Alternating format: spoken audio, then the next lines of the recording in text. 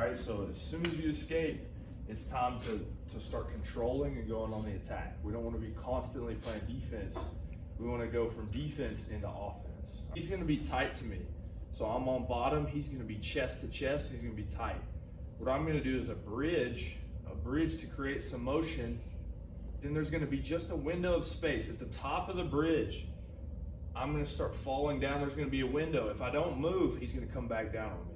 So I'm going to bridge, and then I'm going to use my shrimp to insert the knee. And then he's going to be trying to come back, and then I'm going to recover guard. He's on top of my body. His body is molded into mine. His chest is on my chest. He's doing a good job blocking my hip with his elbow and his knee tight. I can't just stand up here. Or I can't just bench press him off. Bridge, so I'm going to bring my foot close to my butt so I get maximum leverage here. I'm going to bridge. See how I'm up onto my shoulder? Notice Tate is actually still attached to me, right? This is not a good time to go in. As I fall, you'll notice there's just a little bit of space here. See that space? And then he's going to come back down on me. Okay, so I have a window there. So I'm going to bring my foot in close. I'm going to bridge. There's that little bit of space. Boom. What do I do with that space? I slide my knee in. It has to go at the hip.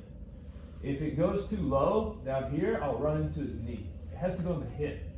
Okay, then we're going to build our inside position. So right now I have inside position with my left knee. Other than that though, my arm's not in, my knee's not in. So what I'm going to do here is I'm going to push him up a little bit as I hide my head. Now I'm going to get my second knee in. I get my second hand in. Now I have 1, 2, 3, 4 pieces of inside real estate. If he even gets up on his toes and tries to smash me here, I can hold him off with my legs. Jiu-jitsu is all about learning how to use your legs. Now look, my hips come through. Now close my guard. We're going to hold his sleeve so that he can't post his hand on the ground. That's his balance. I'm going to turn my palm inwards.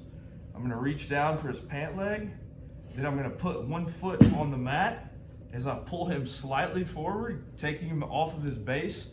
And I'm going to use my left leg and his armpit. See how Tate's head's moving? And because he can't post, boom, he's going to fall over. I'm going to come on top, start to stabilize the mount. You guys that know submissions here, you can even start to practice submission holds. Chest to chest, I'm going to bridge. At the height of that bridge, right as I'm falling down, that's when I'm getting my knee in. He's going to be chasing me, staying tight. Look, I get my second knee in. I get my second arm in.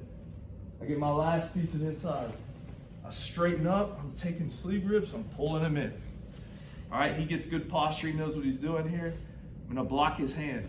I like to disguise my intentions here, so I keep a very subtle grip. I don't keep a real hard grip. I don't draw his attention to it. And I'll start looking down at his leg. My eyes are gonna tell him that I wanna attack here. He kind of forgets about this. As he does, boom, that's a good time to go.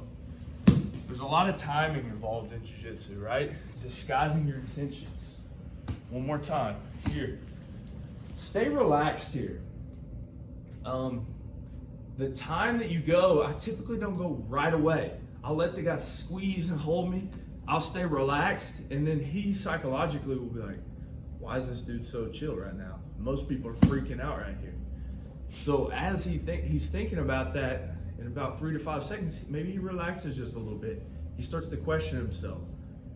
Then I'm gonna go, boom, 1, 2. Look, I shrink, 1, 2. Freeze right here, Tate, walk away from me. Look at my body posture. What do you notice here? I'm in a ball, right? My knees and elbows are connected. The more, inch by inch, that I start getting stretched out, better or worse for me? Worse, right? Here, Tate can put all his weight on me. So you gotta get your knees in. Once you get your knees in, you recover. Then it's time to go on offense. Don't stay on defense. Boom. Here. Look how this one's pulling up. Now I'm ready to attack. Got it? Any questions here? Yes. We talked about being in this ball-like position. This is where you can't get crushed. The moment I start feeling any extension in my body is when they're gonna occupy this inside space. Okay, so a common thing that happened here is as I go to get in, he's gonna go to north-south position. And he's gonna shut off my knee from coming in. Okay, so what can I do here now? So I'm gonna try to build my inside position. See how my forearm is starting to get underneath here? That will give me just enough space to where I can start to, see how I push him above my head here? Because remember, he's gonna be holding on tight, doing whatever. He might even get up on his toes here. Yep. But look, I'm gonna just start to ball and I get my knees in right here. Some of you guys won't have the flexibility to do this, so I'll show you a different option. But if you can, go ahead and go away from me right here.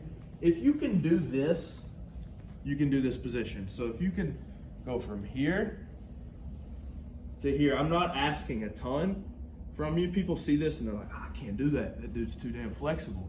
You know, I'm not asking a lot. If you can do this, you can do this position. Okay, so here, I'm trying to go in, he goes north-south. I start to ball. Look, I'm gonna start to spin. So I'm gonna spin my head out. I'm gonna use my feet to start to get myself back to guard. Under his armpit. That way I can hook and pull. Pull him back in. Remember, we're gonna go from defense to offense. Offensive cycle. Post.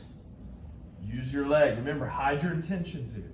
What I'll usually do, I'll set up my grip. I'll start looking down here. My eyes, my opponent, even consciously or subconsciously, he pays attention to where my energy goes in my eyes.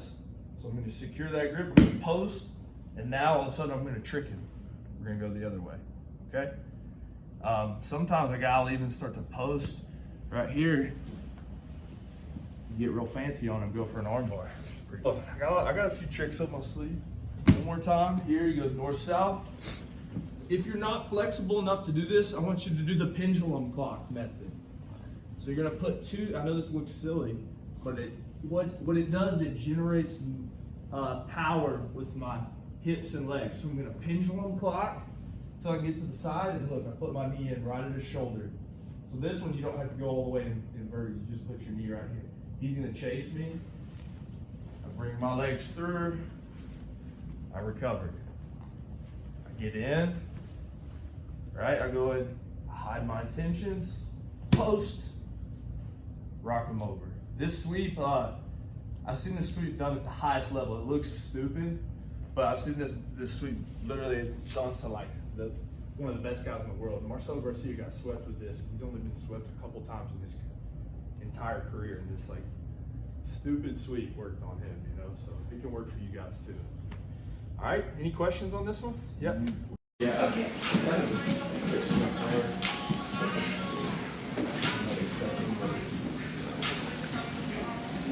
Nice. You almost looked really cool there, Billy, till you fumbled there. Tell my That was good. That was legit. You're mobile for a big guy too, man. Usually as you get more muscular, it's hard to start to get in those mobile positions, but that's the key, man. Nice, Noah. Hit that one more time, Noah. We gotta get it for the gram.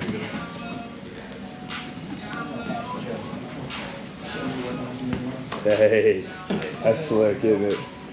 That's when you do that to somebody and they're just like, what in the world? Boom. He has good posture. He's going to open the guard however he knows how. He brings his knee in the center, right under my tailbone. His other leg comes back and pushes the guard over. We have to build this instinct to bring our knees in immediately and put the soles of our feet, the bottoms of your feet, on his body. I typically will aim for the shoulder and the hip, because now when he goes forward, you can't start to go, right? What most people do at the beginning of jiu-jitsu is as they get their guard open, they don't do anything. They hesitate. They're like, there's too many options right here. You're like, I don't know what to do. And then look, see what's already happening? Okay, so we have to build this reaction a couple of times. Yes. These are called frames. If my legs are low, do I have a frame on his body? There's nothing stopping him from advancing, right? It's like battle. Now he's starting to get behind enemy lines, right? Now I got to start using my forearms to build my knee back. And now I got to go back. But if I was to stop that instinctively right away, boom. Now he can't advance. In fact, look, he's already in danger here. for a triangle. But oftentimes what will happen here is the guy notices he can't advance, so he'll pick an alternative route. He'll stand up. Okay? I want you to start making grips on your partner here. Double sleeve is the best one to start with because it's the easiest thing to get to. If I have to go to his collar, I have to reach too much. In the meantime, with me reaching, he's walking backwards. If I have to go to his ankles, sometimes I have to reach too much. In the meantime, with me reaching his ankles, he's walking backwards. He's cutting angles. He's moving athletically. If I get both sleeves, now when he goes to move, I can stay sticky to him. All right? If for some reason he does walk backwards and starts getting around me, freeze. I need to start creating that ball again. Remember, any extension of the body here, good or bad? Bad. You see it, right? So instead, he comes in, look, I'm stiff arming him away. I'm using my free leg to pummel. So I can pummel over, or what I usually do is I'll fake up and I'll go under. Now look, my feet are connecting to Nolan. I direct my hips and my groin towards him like a laser beam, right? If your laser beam's pointed here, it's bad. You're gonna point your laser beam towards him. You're securing double sleeve because it's the easiest thing to get, and you gotta keep your feet on him. I like to go shoulder and hip. You guys can do both hip. The reason why I don't like both hip as much is I feel like the guy can use his elbows to start digging under, yeah? Whereas if I go here, it's a little harder. Plus, I'm starting to get under to isolate arms and stuff like that. Okay, now I can start to pull him back into my guard even. I can raise my hips up and start to pull him back into my guard. Go through my other attacks. Okay, so we're learning how to get somebody in our guard, and if they open it, we don't freak out. We instinctively bring our knees in. If he stands up, we secure our grips. We can go back, or we can attack from the open guard. You guys that know guards like lasso, De La Riva, collar and sleeve, these are called entanglements, so that he can't just simply run around me. But sometimes we mess up. I do it every day. I miss my grips. He starts going around me. This is why guard retention is important. See what I mean by retention? I'm not just getting past, I'm getting back to my guard so I can go into an offensive cycle, right? And once I get back, I will go into an offensive cycle. I'll make him respect my guard, knowing that he can't just hang out in my guard. It's dangerous. Is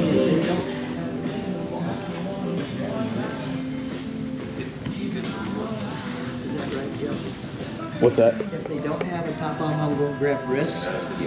Yes, so that's where it's going to change. Right. We'll do no-gi classes tomorrow. Oh, okay. That's But it changes a lot, actually. Okay. We have to go to the legs more. Nice, Tate. You got nervous, man.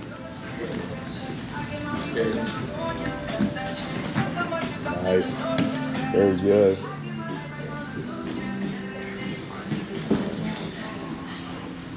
Solid. Good. Nice. Can you stay in that ball? Good. Now get double sleeves if you need to. Remember, double sleeves will be your best friend. Double sleeves is the easiest.